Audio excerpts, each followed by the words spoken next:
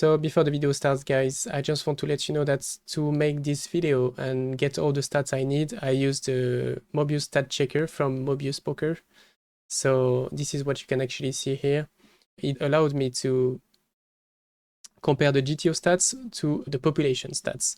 So if you guys are interested to look at the Mobius stat checker, you can just type Mobius Poker and you will find his products, and he also has a YouTube channel, so definitely check him out.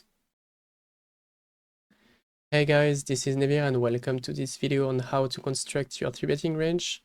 This video will be structured just like this last video. We will be looking at all the stats we need to construct our 3-betting range, and then I will be showing you on GTO without and simple preflop what we should be actually doing in our games. So if you haven't studied preflop ranges, there is a really high chance that your 3-betting range is too tight. That's what we saw in the last video. This is the GTO stats across all the positions, and this is the NL50 3-bet stats across all the positions. And as you can see, you guys are probably 3-betting too tight compared to GTO. But the question, is it really a mistake? And I will actually answer to that in this video. You can obviously use GTO wizard to study preflop ranges and also hand-to-notes. So now, just like in the last video, let's focus on the key factors that can affect your 3-bet strategy. So before you 3-bet someone, you need to ask yourself 4 questions. Is my opponent opening wider or tighter than GTO? Is my opening 4-betting enough or rarely? Is my opponent calling 3-bets too often or folding too much? Will I be in position or out of position if he calls? Now, let's focus on hand-to-notes to actually see how the population plays. So what I did on hand-to-note is that I looked at all the frequencies of each position. So let's say on the cutoff, the population opens 26%. We already know that it should be 30% at equilibrium, so they open too tight. Against a 3-bet, let's say, for example, against the button, they fold 46%, they call 37%, and they 4-bet 18%. So this is the stats I'm looking for here. And I summarized all the stats for every position on my document. So let's focus on the open raise frequencies first. I think we already saw it in the last video. The population opens too tight. It should be 19.5. You can see that the NL2 Russian cash population opens too tight already. The NL50 reg tables population opens just like GTO. But now when hijack opens, you can see that it's really tight. Cutoff, again, it's really tight. The NL2 Russian cash opens 6% tighter than GTO, which is crazy. Same for the button, same for the small blind. All the players open way too tight. So we need to keep that in mind. Now, let's look at the population tendencies against the 3-bets. So what I did is that I just summarized all the stats for the GTO, NL50, NL2. So at equilibrium with the NL500 reg, you should be calling on average around 20%. You should be folding 63 and you should be 4-betting 17.5. What NL50 population does is that they call 35, so it's 15% more. They fold 51, so they fold less, and they 4-bet 14.5, so they 4-bet less. Same for the NL2 population. They call too much, don't fold enough, and don't 4-bet enough. So now let's focus on the stats against 3-bet for every position. So what I did is that I used hand-to-notes and I just summarized every frequencies for every position. So it might be a bit confusing right now, but what I did is that I put the call frequency first, the fold frequency second, and the 4-bet frequency last. So this frequency, it means that when the small blind opens and the big blind 3-bets, in theory at equilibrium, GTO does call 20%, fold 60, 4-bet 20. Now what we can actually do is just look at how the population plays. This is NL50. When the small blind opens and the big blind 3-bets, the population calls 27, so they call too much, they fold 58, they fold a bit less than GTO, and they 4-bet 15, so they 4-bet 5% less. So as always, guys, it's very important to keep in mind that yes, it's only 5% difference here between the 20% and the 15, but it actually corresponds to 25% less, which means that the small blind 4-bets 25% less often than GTO. So every time you 3-bet, you should get 4-bets 25% more, but they actually just fold or call. So it's actually a huge difference. Now we can look for every position. Let's look at the button against big blind, for example, 33 call, 55 fold, 12 4-bets. Now we see that button against big blind 3-bet at NL50, they call a bit too tight, they fold a bit too much, and 4-bet a bit too tight.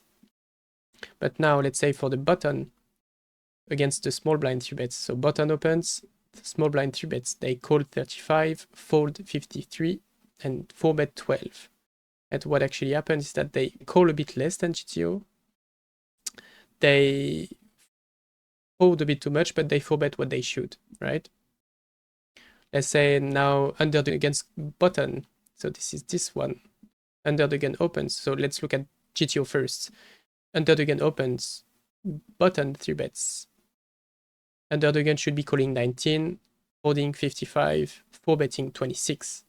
What under the gun actually does, he opens, button 3-bets, they call 44 instead of 19, they fold 40% instead of 55, and they 4-bet 16 instead of 26.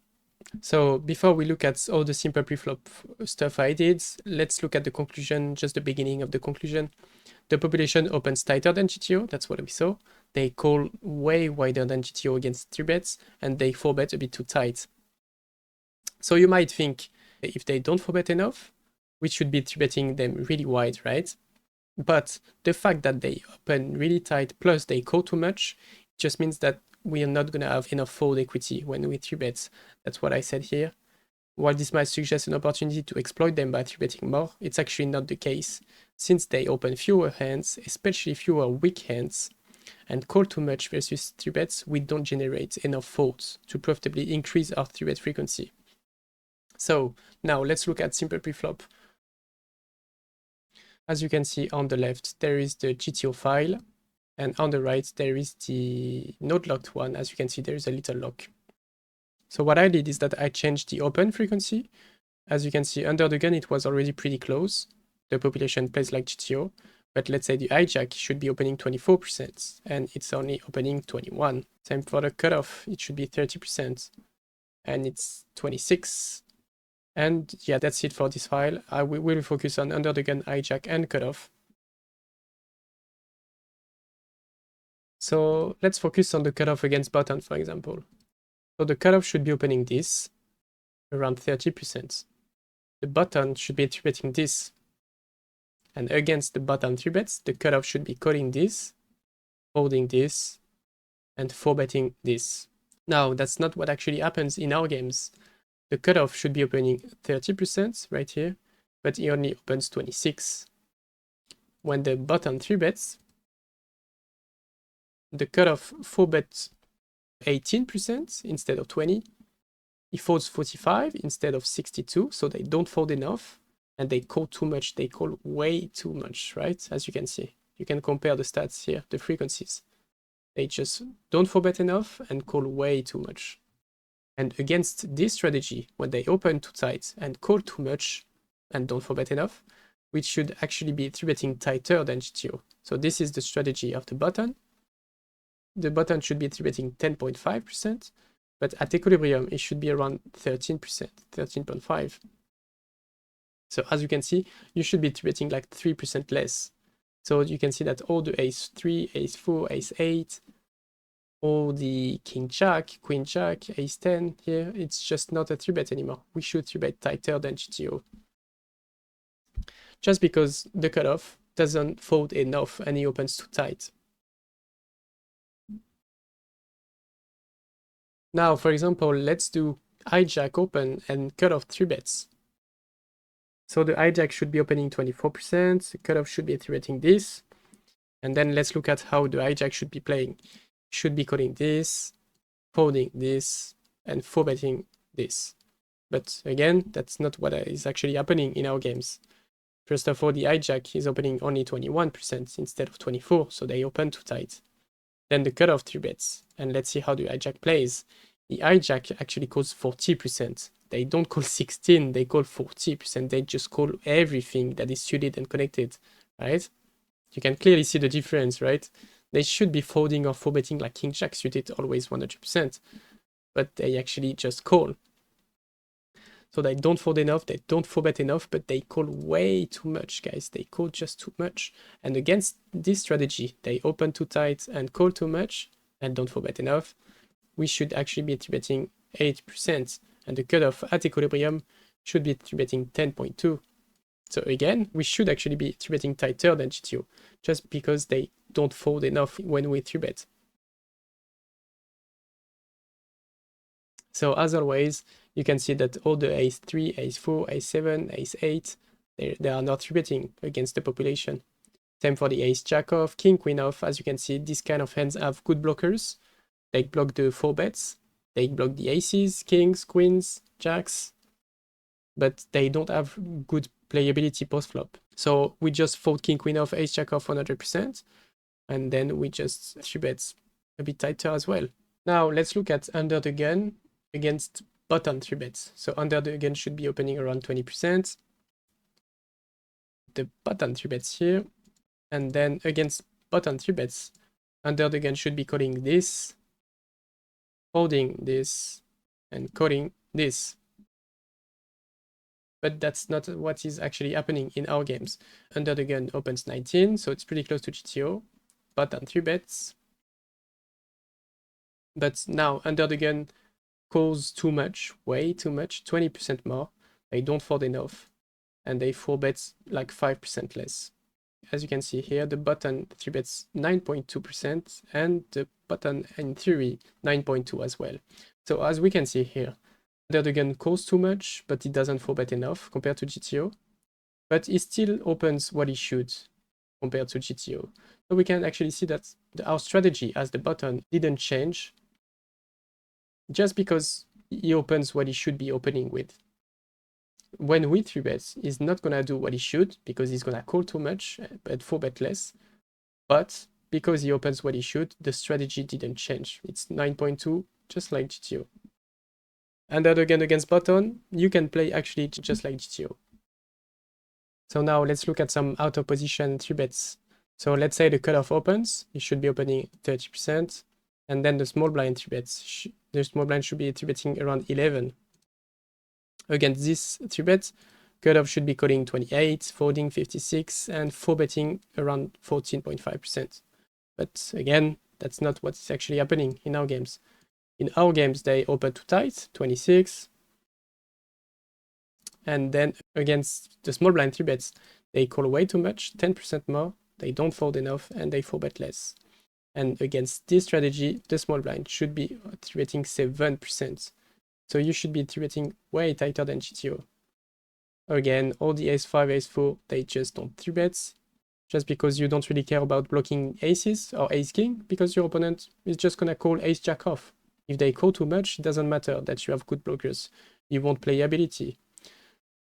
So yeah, you can see that's 7% and 11%. We 3-bet 4% less than GTO.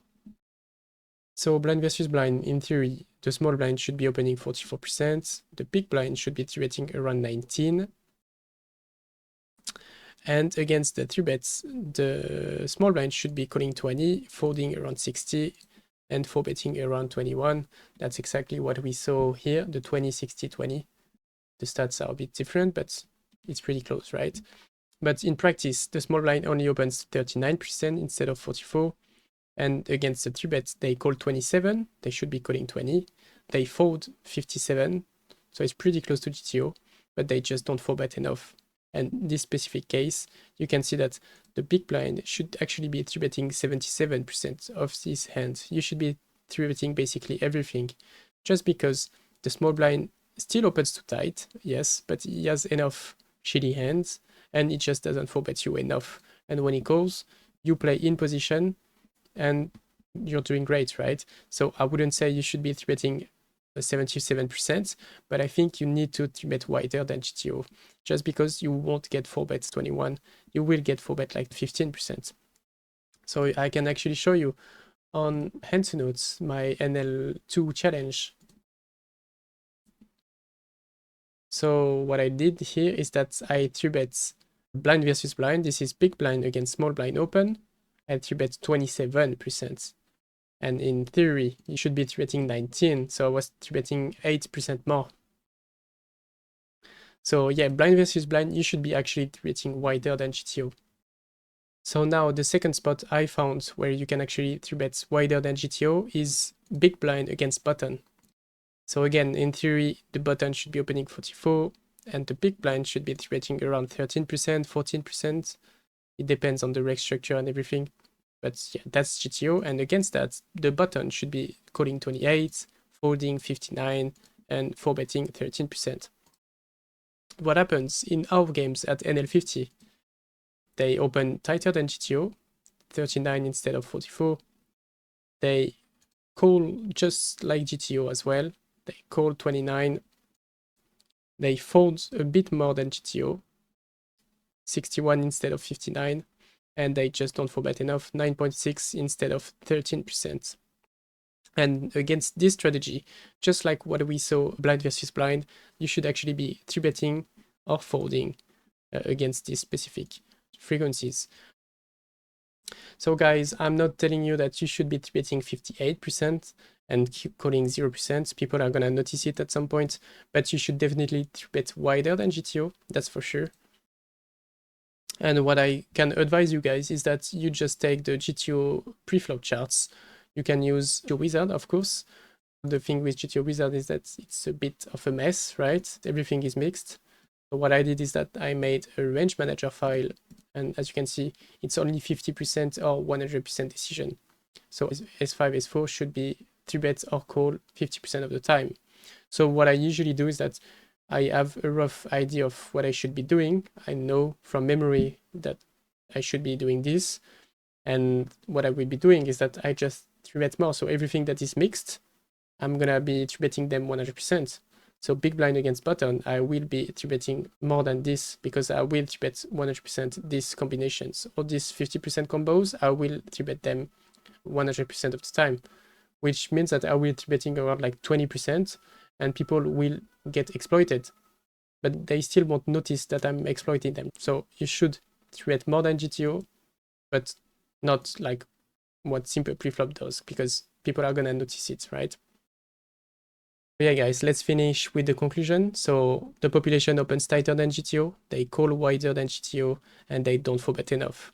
But still, we cannot 3-bet more than GTO most of the time in most spots, just because they open too tight and they call too much, and you don't have enough fold equity. As a result, you should have a more linear and merged 3-bet range, with hands that have solid post-flop playability. You don't really care about blocking the 4-bet because the population doesn't 4-bet anyway. So you want hands that actually play well post-flop. That's why you're gonna see me 3-betting 4-5 suited, Jack 10 suited. Let's say button against under the gun. As you can see, the button should not 3-bet 4-5 suited full frequency and Jack 10 suited full frequency. I'm gonna be 3-betting them full frequency and never 3-bet ace 3, ace 7, ace 8, because ace 3 and ace 7, they don't have any post-flop playability. They just block aces and ace king and ace queen, that's it. I don't really care about getting 4-bet because my opponent don't 4-bet enough, so I will be 3-betting all the suited connectors 100%, the Jack 10 suited, the Queen 10 suited, and I will fold a bit more the ace Jack off, the King Queen off. So you want hand that have more playability post-flop. You want to 3-bet more linear and more mergy. Because you don't really care about the blockers, ace Jack off, ace 4 suited. You will never see me anymore, at least 3-bet, let's say under the gun opens, and I'm in the hijack. As you can see, you should be 3-betting ace 4 suited, but this hand is just for blockers, right? Now I know that the under the gun opens too tight, he's gonna call too much. I don't want him to call ace queen off against my 3-bet, so I'm not gonna be 3-betting ace 4 suited. Again, I'm gonna be 3-betting more mergy, the Jack 10 suited, the suited connectors, and that's it. So you need to shift your combinations so that you're 3-bet more mergy and linear, right? There are some exceptions where you can actually 3-bet more than GTO, and this is blind versus blind. I recommend that you 3-bet 20 to 25% blind versus blind, so that you exploit your opponent without them to notice it. Same for big blind against button. I think you should try to 3-bet to 18, 22%, something around that. So you will exploit them without them noticing it. And just like what we talked in the open raise video, you can actually spot some players that we just never 4-bet because they are too tight.